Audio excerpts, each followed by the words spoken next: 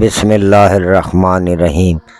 آپ جہاں کہیں بھی ہوں، اللہ آپ کو اپنی حفظ و امان میں رکھے، آمین۔ پیارے دوستو، السلام علیکم۔ ہمارے اس ہارر چینل کو، جس کا نام ہے وہ جن تھا، زیادہ سے زیادہ سبسکرائب کیا کریں، لائک کیا کریں اور بیل آئیکن کے بٹن کو دبانا مت بھولیں۔ دوستو، آج کی سٹوری ہمیں خرم کے کزن نے بھیجی ہے، اور آپ سنیے گا کہ بلیک میجک کیا کیا کر جاتے ہیں، جنہیں کالا جادو کہتے ہیں۔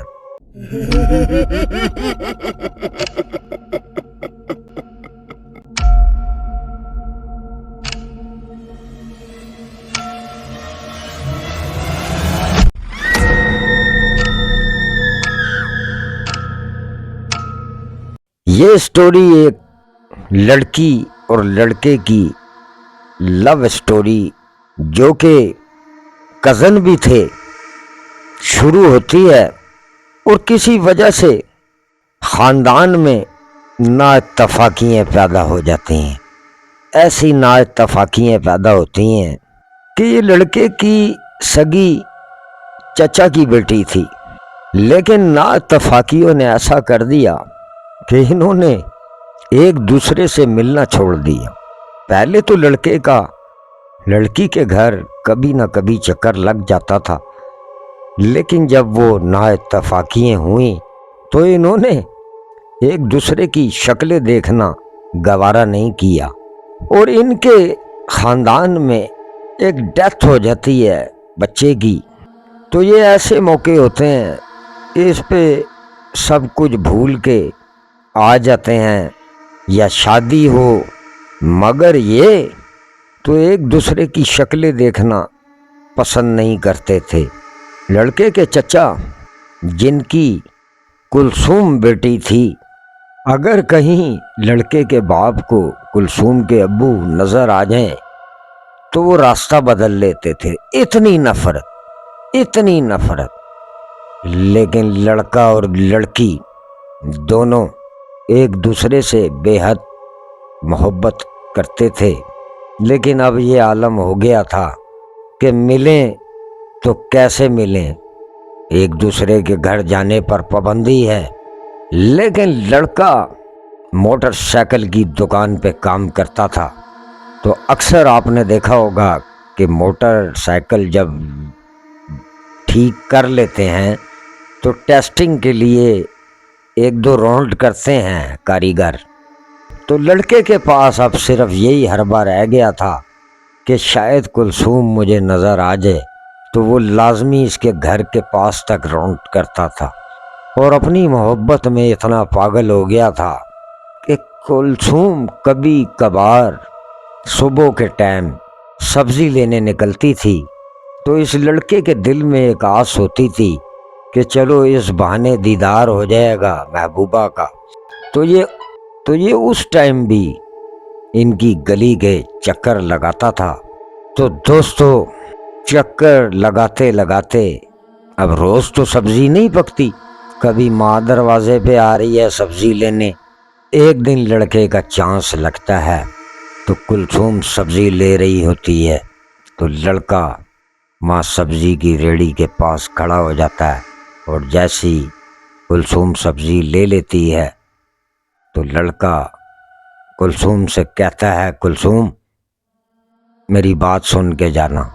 کلثوم کہتی ہے، نہیں آپ چلے جاؤ، اگر کسی نے دیکھ لیا، ہمارے تو خاندانوں میں پہلے ہی ایک دوسرے کی شکل دیکھنا گوارا نہیں کر رہے، اور مجھے آپ سے بات کرتے ہوئے اگر کسی نے دیکھ لیا تو پتہ نہیں کیا ہو جائے گا، آپ چلے جائیں۔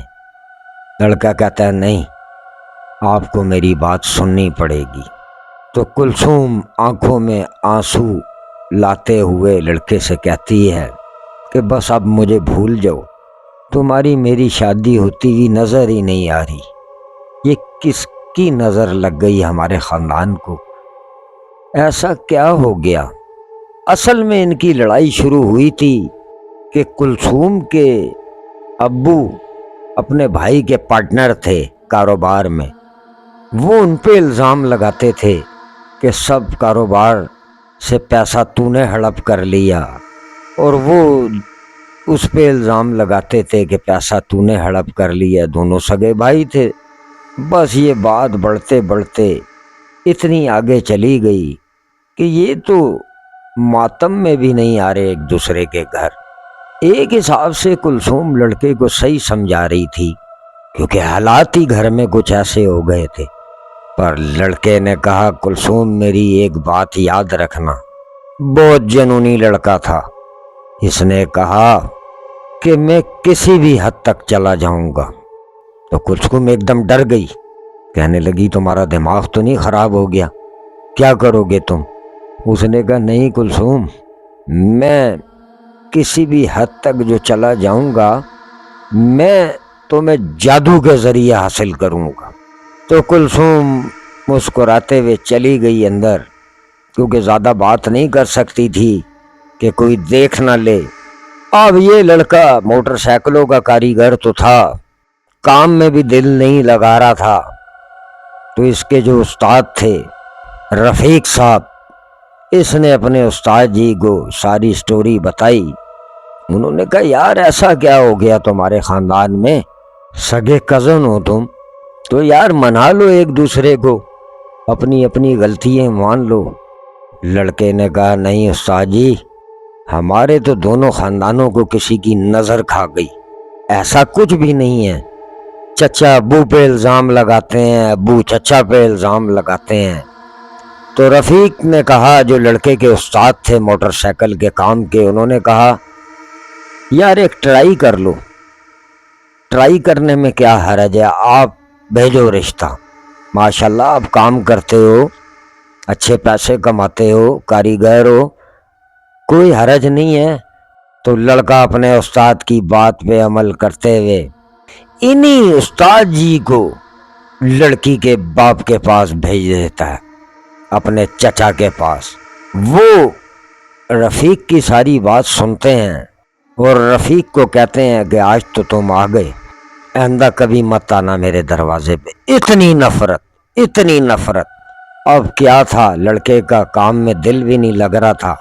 रफ़ीक एक जादूगर को जानते थे।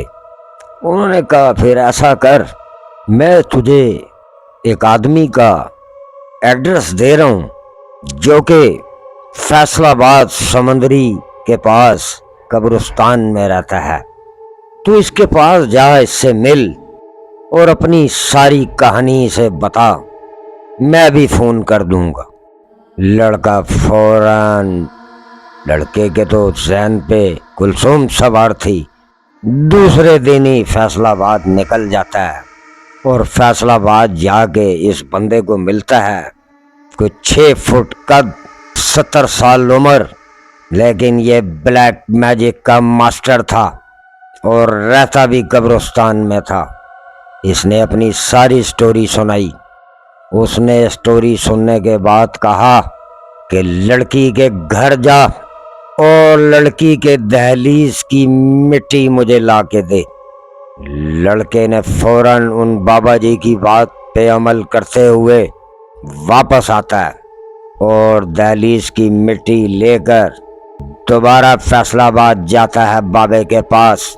लड़के का कज़न जिसने हमें ये स्टोरी सुनाई है, अब जब वो दोबारा जाता है तो अपने कज़न को भी साथ ले जाता है, खुर्रम को। खुर्रम बताता है, बाबा जी, उसने इस काम के 1 लाख रुपए लिए थे और 1 लाख के बदले में उसने एक पान का पत्ता दिया था। उसने लड़के को बोला कि किसी तरीके से ये पान का पत्ता उनके घर में दफन करवा दो। तो ये कोई मुश्किल काम भी नहीं था। लड़की सब्जी लेने तो बाहर आती थी। लड़के ने कुलसूम को पान का पत्ता दिया कि कुलसूम एक दफ़ा तुम मेरी बात तो मानो। कुलसूम ने कहा, ये पत्ता क्या करेगा, हमारे ख़ानदान में इतनी रंजिशें पैदा हो गई, ये पत्ता क्या करेगा।